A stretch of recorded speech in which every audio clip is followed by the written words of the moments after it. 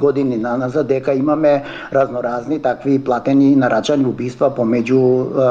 организираните криминални групи, во кое што слободно го сврстувам и ова пукање кое што ни се случи вчера во Eastgate Mall, каде што жртва беше лице кое што веќе штекли, кое што и претходно беше нападнат со огнено оружје во месец август.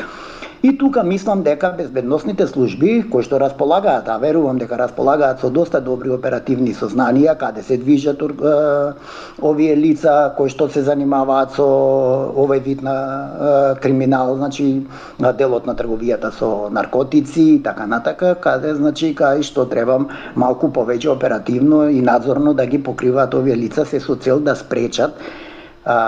и да превенираат вакви грозоморни кривични дела кои што ни се случуваат на јавно место, каде што имаме поголема фреквенција на граѓани и каде што многу лесно може да дојде до недолжна жртва, било да е тоа дете, било да е тоа жена, било да е тоа било кој граѓанин. И тоа мене особено посебно ме загрижува,